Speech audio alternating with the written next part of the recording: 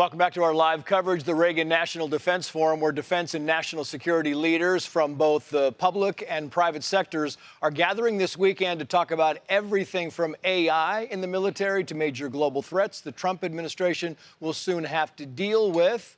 And with that, let's bring in our panel. Air Force veteran Eric Snelgrove, American Dynamism, co-founder Katherine Boyle, and Palantir Technologies head of defense, former Congressman Mike Gallagher. Thank you all for coming on. To you, Eric, first, because your biggest concern in the military is not modernizing fast enough. Specifically, Eric, what do you mean by not modernizing fast enough? Yeah, there's a lot of great technology being developed across industry, both defense primes, but more importantly, small businesses, small technology firms that are developing the next autonomous vehicle, the next artificial intelligence algorithm, and our ability to deploy and field those capabilities to our warfighters is of grave concern to our national security, especially in light of all of the threats we face across the globe. We hear a lot, Katherine, about big tech, right? Hear a lot about big tech, hear a lot about military tech. What we don't hear is about little tech. And you think little tech needs more focus. And I'm not quite sure what you mean by that, but tell me what it is. Little tech is basically startups. It's exactly what Eric said. It's companies that are building in the national interest, and they are building for the defense ecosystem, but they are engineers that are coming out of the large tech or defense companies like SpaceX, like Anduril, like Palantir. They're coming out of larger companies and saying, I want to build for the next mission.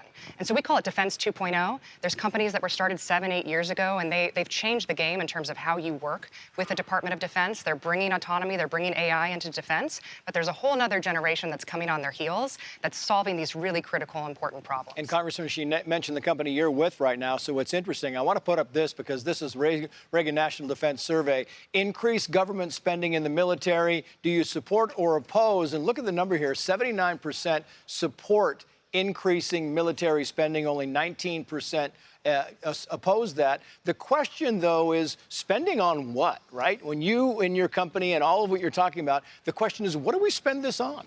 Well, I think it's going to be a mix of things, right? The urgent priority is what can we do to enhance near-term deterrence in the Indo-Pacific theater in general, and across the Taiwan Strait in particular. So for that, you need more ships, you need more long-range precision fires, you need drones, you need a variety of things. You need to clear the backlog of $20 billion worth of things that Taiwan has purchased but have not been delivered. But beyond that, we need to be making meaningful investments in next-generation technology, AI, quantum, and thus far we have not had a concerted effort in that domain. For example, the Pentagon spends about 2.2% of its budget on AI. That's nothing, particularly relative to the scale and scope of the program that China has in that area.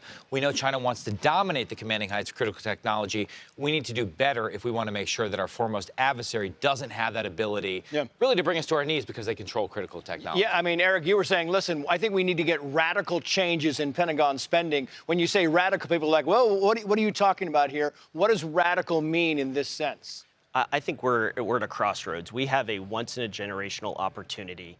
All the pieces are in play where we can make significant changes to the defense budget and start investing in the capabilities that we actually need to win the next war.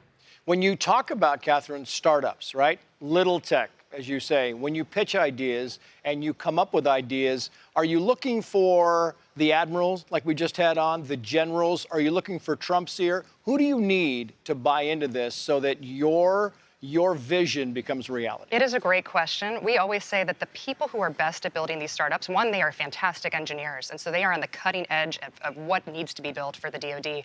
But oftentimes they come from great companies that have already scaled, so they know the playbooks. They don't have to learn new terminology. They don't have to go to Washington as though it's their first time talking to people. They already have the relationships. They already understand how to sell into government, and most importantly, they respect the warfighter. We've backed a number of companies founded by veterans who have served either on SEAL teams or served in the Army. They know what it's like to be on the ground floor. They know what it's like to be on the battlefield. And they can take that knowledge and really work with engineers and build products that will ultimately service the warfighter. Do you listen to younger military people and what they need, the people who are actually involved in it right now? Absolutely. Those are the people who have the best ideas. Those are the ones who are on the ground understanding what attritable systems look like, what they need, and that the best companies will always be talking to the warfighter daily, understanding what can help them. I know you know more about about the military than I do, but the concept here is I think the popularity, I think the confidence is growing here. Do you have a great deal of trust and confidence in the military? And you see this right now, 51% say yes. Just last year, the number was at 46%. It's a jump. In 1 year, it's a significant jump, Mike, and I'm wondering what you think is attributed to that. Well, also there was an increase, a near double in propensity to serve numbers. Primarily that's driven by Republicans. I think that's due largely to the change in administration. But by and large, the military has been the one institution that has retained the trust of the American people, even at a time of historic distrust in institutions. Now, it's not saying that that's permanent. Every generation has to renew that trust. It gets back to our ability to field systems and capabilities that deter a war, or if necessary, win that war. I was part of the generation that signed up to serve, to fight in wars in Iraq and Afghanistan. The conclusions to those wars were inconclusive at best. So we want to give our warfighters the absolute best advantage they have on the battlefield, so we never send them into a fair fight. Yeah, very quickly, I've got about 10 seconds for each of you. When you see this number, 51-46 in 1 year, is the fighting in Israel? Is it Ukraine? What's boosting the confidence in our military, Eric? I think the world has changed a lot over the last 12 months, and the American people recognize that a strong military is critical to our national security. Katherine? I think we've become more patriotic. I think young people want to serve their country, whether it's engineers, whether in the military, but you're seeing more and more people who don't remember September 11th. They're in their 20s. They're saying, I want to serve my country. Yeah, it means there's a need for companies like you're involved with right now. Absolutely. And we need an ecosystem, right? That's why we just partnered with Anduril today to forge a strategic alliance on AI. We need to help the small, the medium, and the large companies to work together to give us a dominant capability relative to our enemies. Yeah.